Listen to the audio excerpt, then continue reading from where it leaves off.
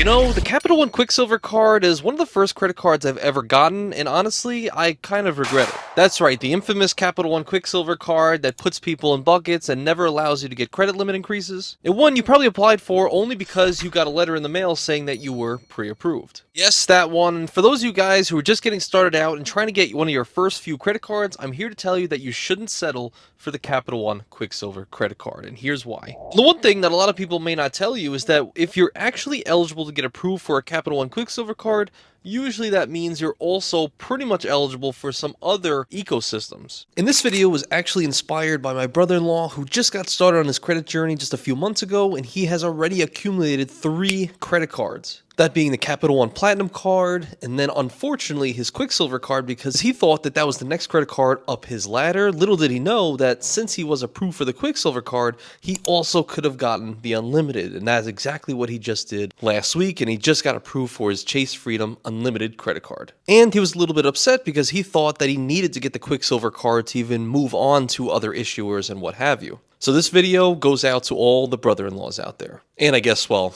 everybody's starting the credit card journey, right? Now, one thing to know if you are going to venture into the world of the Capital One Quicksilver card, you have to be okay with not only Capital One, but what that actually might mean going forward, and maybe if you want to stick with the Capital One ecosystem. That is where I think a lot of people, myself included, just applied for some of these cards because, well, they just sent me a mail offer and I'm willing to take anything that I could get when I'm first getting started, right? But I'm here to tell you that there are other options, and even better options at that, when you're at this stage. Now, before going into a card that is better than these, if you are going to be someone who does choose a Capital One Quicksilver card, I want you to just know the difference between the 4 or 5 different variations that this card actually has. So number 1, we're going to be talking about the Capital One Quicksilver card, which is actually a secured card. So this is one where you have to put down a certain deposit and they'll give you back a credit line equal to that deposit or more. So this way you're 99% chance of getting approved and you could start building your credit today, or I guess until the card actually comes in the mail. Then you also have a Quicksilver for students, which, you guessed it, if you're a student,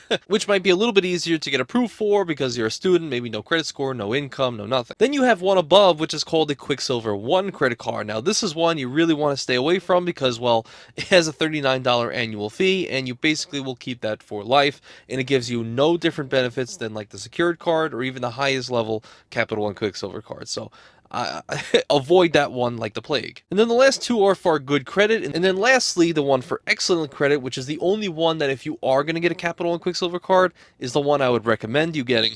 But again, you have to have excellent credit, so usually high 600s, maybe low 700s. So that barrier entry when you're first getting started is kind of hard to tackle. But if you are approved for that one, and why I recommend it is because while it is the exact same card as all the other 4 that I mentioned, it does come with a welcome offer of when you spend $500, the first $500 on your card, in the first 3 months of holding it, they are going to be giving you back a rebate of $200 in cash back that you can be used towards your purchases. It's going to be giving you a 0% APR period for, I think, 15 months, which means if you have a balance on your Quicksilver card, which means you will not accrue any interest on that card from month to month. So you just have to pay the minimum payment, but you're not getting anything tacked onto that, which I think is highly beneficial. And if you're getting it just for that alone, I totally agree. Get the Quicksilver card and then get out. But if you're not in the Capital One ecosystem and you don't really care about their higher tiered premium cards, and you want something that gives you maybe a little bit better than just 1.5% cash back on everything, which the Capital One Quicksilver card does give you, and then also the 5x back on travel booked through the Capital One travel portal for hotels and for flights. But I would definitely say that there is another card that can give you all of that and way more,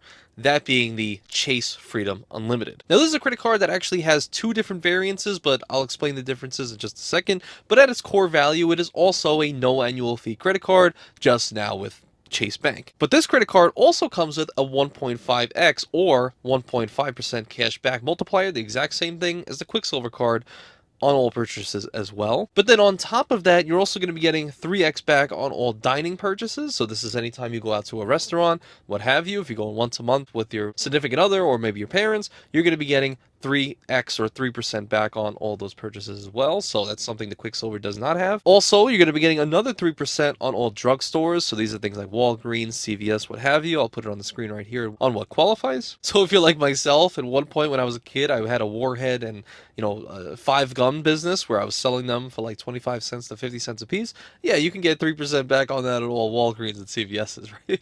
But I guess you have to be at least 18 years old if you're going to apply for this card directly, right? And then also on top of that, you might be asking asking like, well, Anthony, you just said there's 5x back on the Capital One Travel Portal with the Quicksilver card. Does that come with the Chase Freedom Unlimited too? And the answer to that is yes. You're also going to be getting 5x back on all travel, just again through the Chase Travel Portal, so long as you pay with your Chase Freedom Unlimited. So right then and there, if we're just looking at the multipliers, I mean, the Chase Freedom Unlimited kind of wins every single day of the week because it has everything the Quicksilver has and more. But then also, if we're talking about welcome offers, this is where the two variances, like I just mentioned a second ago. So one variance is the exact same card. You need the same exact credit score, which is again like maybe the mid 600s to get approved, and you could actually get the welcome offer of spend $500 and get $200 back. So the same as the Quicksilver card, except you don't have to qualify with as high of a credit as you would need on the Quicksilver as you do with the Freedom Unlimited. And then on top of that, the second variance, which a lot of people do find value in, I still personally think that the spend 500 get 200 back is better, but the second variance is you could actually get an offer through my link in the pinned comment, which is essentially an additional 1.5x back on every single multiplier that I just mentioned. So yes, that means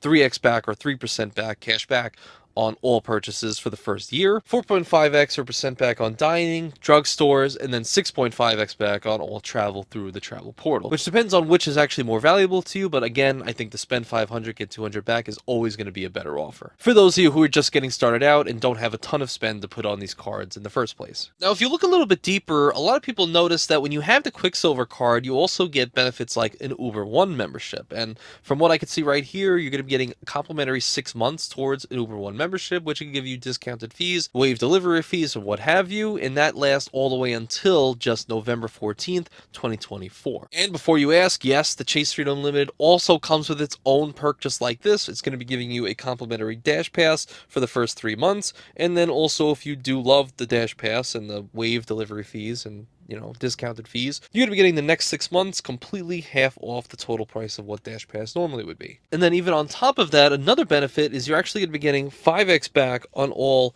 Lyft purchases until March 31st, 2025. So if you're somebody using Lyft rides or even those bikes and stuff, or whatever else Lyft actually comes with, you can also get 5x back on all that until March 2025. And let's not even forget that it also comes with an Instacart Plus membership that actually gives you 3 months completely for free with $0 deliveries, reduced service fees, what have you. But then also an interesting thing that a lot of people sleep on is at least once per quarter, unfortunately until July 2024. So I guess just one more quarter, you're going to be getting $10 in statement credits that you could use towards Instacart as well. So I guess just an extra $10. And speaking from my own experience, having now experienced Capital One and Chase just as ecosystems, just with their customer service, their card offerings, and what have you, I can definitely say confidently that I definitely do prefer Chase's ecosystem versus Capital One's, and for a couple of reasons. So first and foremost, the main thing with a lot of people who are watching this now probably got the Capital One Quicksilver card to just try to start building your credit and get something in return. But something you quickly found out, and much like a lot of people on YouTube have found out, that's why there's a million videos on how to raise your credit limit with Capital One Quicksilver cards, we quickly found out that it's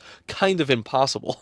I guess it's not so Quicksilver after all, huh? Alright, I know, it's a bad joke, but listen, you laughed. I know you laughed, come on. Which is something that really people who have Chase cards don't necessarily have a problem with. Usually after the first 60 to 90 days, they can pretty easily get a credit limit increase on their credit cards, to which they now have higher credit limits, to which not only raise your credit score, but also allow you for bigger purchases if you need to. Another thing is just the inconsistency with Capital One that a lot of people, myself included, have noted over the years. A lot of people, maybe they want to upgrade to a Saver One or upgrade to a Venture X, and you don't want to have to apply for it directly to get a hard pull on your credit score, and then again, add to your Chase 524 status, which we're trying to covet. And if you're unfamiliar, the Chase 524 rule essentially states that if you've had 5 or more cards from any banks, any issuers in a 24-month or 2-year period, and you go to try and apply for a Chase card after that 5th card, well then Chase is going to start denying you. And since I did say any issuer, yes, when you get a Capital One Quicksilver card, this is adding a number to your Chase 524 rule, which then further prolongs the amount of time that you can get into the Chase ecosystem. But every time I've tried to upgrade one of my Quicksilver cards, whether they were Visas or MasterCards, which if you're unfamiliar, yes, you can have both a Visa Capital One Quicksilver card and a MasterCard Quicksilver card. And why that's important is, well, because the Saver One is a MasterCard. So if they happen to give you a Quicksilver card that's a Visa, you're never going to be able to upgrade that card to a Saver 1. I'm sorry to tell you. And the same kind of goes vice versa. If you're trying to get a Venture card, a Venture X card, you got to have the right Quicksilver card, which they may or may not send you. It's just based on whatever they decide to pretty much send you, which again just further adds to a bit of the inconsistencies. Also, Capital One customer service I've noticed is not as strong as Chase. I remember when I was calling to try to get my deposit back on my Capital One secured card, and they basically told me that the system decides when I'm allowed my deposit back. Even though it's been 5 years and 15 cards later, they decided that a human cannot override that decision, and I still can't get my deposit back for my secured card. And I found that that's somewhat consistent in the Capital One world. However, I do know at the higher levels, when you have Venture X cards, you get access to better customer services. So if you want to grow with them, it is a possibility. I'm just saying from the ground up, usually you're not getting the best service out there. Whereas when I've had issues with Chase, maybe I had to wait maybe 10 minutes to get on the phone with them, but they were always able to rectify whatever issues I may have had with them from the lowest level and also up to the highest level of their cards. Which is another thing on the topic of upgrading or downgrading. Well, you can do that very easily with the Chase ecosystem. I mean, people never have issues. I don't think anyone's ever had an issue upgrading a Chase Freedom Unlimited to a Chase Sapphire Preferred and a Chase Sapphire Reserve, or, going down that ladder. Again, if you decide like a Chase Sapphire Reserve is not worth it to you, you can downgrade back to the no annual fee Chase Freedom Unlimited. Whereas on Capital One's side, you have to be eligible for those upgrades in the first place. It's not just consistent.